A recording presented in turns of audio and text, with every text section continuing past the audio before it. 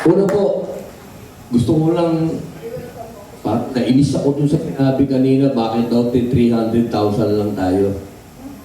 Alam nyo, mga kababayan, sa eleksyon, ang ginagastos, bilyon. Buong Pilipinas, meron po yung tinatawag na binibigay ang gobyerno para sa campaign. Binibigay po yan para information campaign. Alam niyo po ba dito, isang poster lang sila. Umiikot, wala pang budget yan. Kanilang mga bulsa lang ho. Pero nakakuha na sila ng 300,000, ibig sabihin. Siguro kung binigyan nyo ng billion na budget, baka lumagpas po ng 35, baka 100 million yun. Kaya ho yung mga walang sense yung mga sinasabi, mga nagpapanggap na mga super talino. Pabihira kayo. Hindi nga kayo maka 12,000. Ito, ilan lang? 4 months? 4 months, 300,000. Naka-coaster lang ho sila. Yes! Isipin ho yun. Yes, yes! Kaya, mga mahal kong kababayan, ito pong ginagawa namin. Makikinamin na ho ako. Dahil ang totoong mga bayani dito ay sila. Sila hong mga nakikita nyo sa harap, nakasama ko, yung mga nasa likod ho ng camera. Sila ho talaga yung mga lumalakad. Makikinamin lang ho ako. Mga kababayan, tandaan po ninyo, wala po kaming bayad dito. Yes! Lahat po kami dito, nandito kasi mahal namin ang Pilipinas. Yes! Mahal namin ang mga Pilipino. Hindi kami bangat. At alam naman ho nating lahat, kahit balikan nyo ho ang history, minsan lang tayong nirespeto ng ibang bansa. Yes!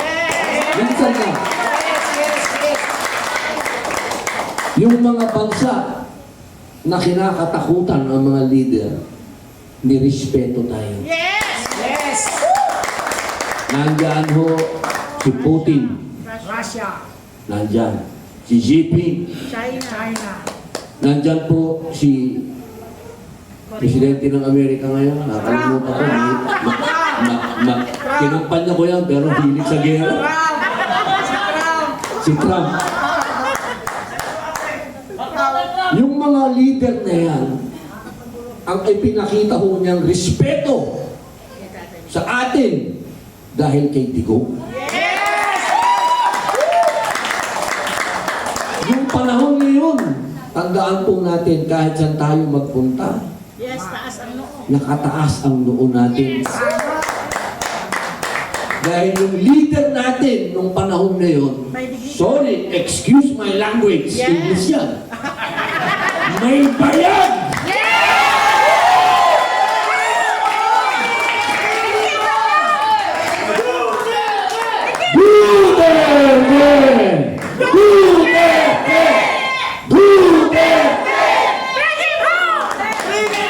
Kaya po, mga mahal kong kababayan, huwag niyo kami husgahan na kami ay bayad dito o pumapapil. Hindi po. Naglalakad. Kami po ay nagbabayad lamang ng utang na loob kay Digong. Dahil yung mga panahon ngayon, napakasarap maging Pilipino.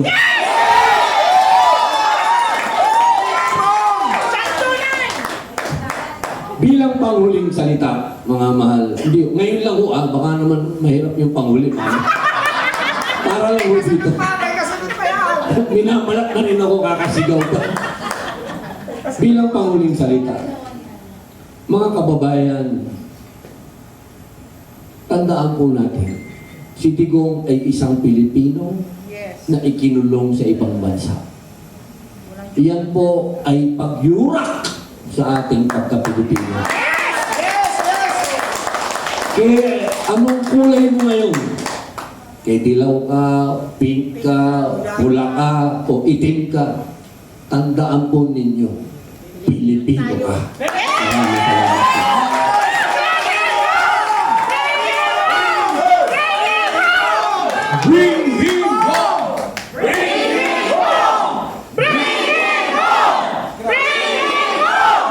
Grabe, wala nang mas gaganda pang panghuling salita para sa press con nito. Maraming salamat po. salamat po rin At sa lahat ng mga nagpakita at nagsalaysay ng kanilang kontribusyon. At gusto ko rin pasalamatan, Kuya Miko, lahat ng mga kababayan naming nanonood na nagbigay ng oras at suporta kay former President Rodrigo Roa Duterte. Tatanawin po namin ito.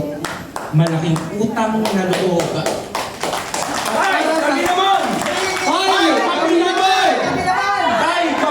Kaya bago ang lahat, bago tayo magtapos, Kuya Miko, Inaanyayahan po namin kayo, Luzon, Visayas, Mindanao at lahat ng Pilipino sa ibang bansa, panoorin natin ang naging journey ng Tayo Ko Naman. at huli sabihin natin, Bye! Kami naman! thank you!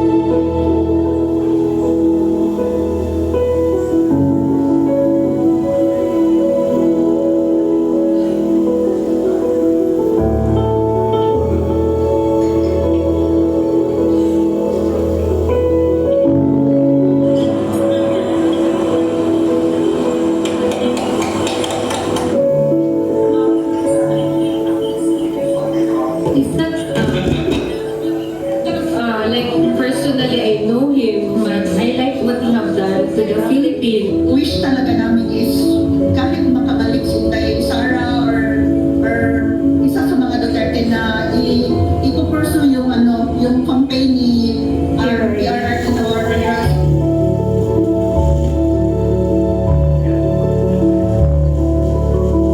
Pilipino na nasa laylayan at itong nakakaranas po ng hirap ng buhay.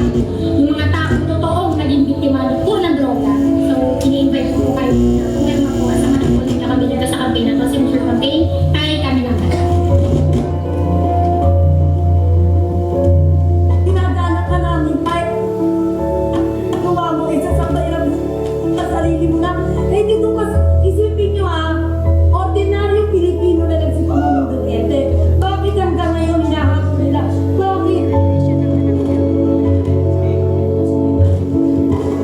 Kumbaga, nung time na yun, yung students na yung anak mo, graduate siya na hindi siya magiging diverted to drugs. Ang signature campaign ay ginawa ng voluntaryo ng mga taong nagmamahal kay dating Pangulong Rodrigo Roa Duterte at ang mga taong naniniwala na mali ang ginawa sa kanya ng ating gobyerno. Former President Eric Escobar.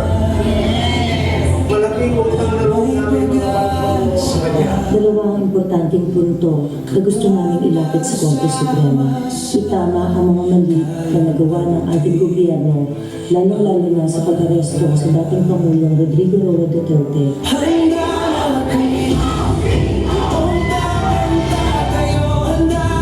Dikdik namin ang boses ng daang-libong Pilipino na nagsusumamo sa Supreme Court na gawin ang tama at ipaglaban ang ating soberanya sa pamamagitan ng pagprotekta ng ating mga karapatan na ginarantiya ng ating konstitusyon.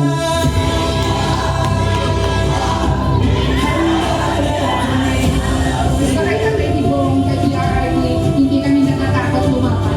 Ay, panalangin namin hanggang makauwi ka sa Davao City, safety and sound.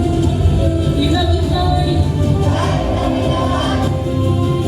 Sa kataas-taasang korte ng ating bansa, wala na pong malapitan ang taong bayan. Binabalot ko ang puso namin ng takot at pangamba dahil ko ang dating presidente ng Pilipinas ay kayang ipatapon sa ibang bansa at ipakulong nang hindi dumadaan sa tamang proseso dito sa ating bayan. Maski hamak na kayang-kaya itong gawin sa ordinaryong Pilipinong wala man lang pangalan. Ay handa na gawin.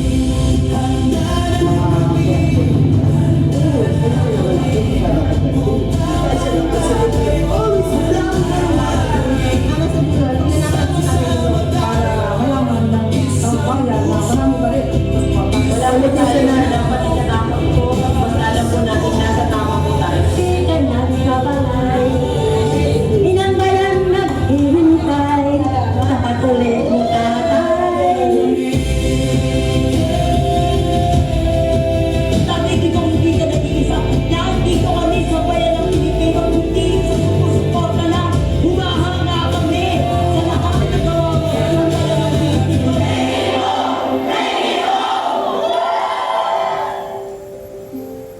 Bring it home!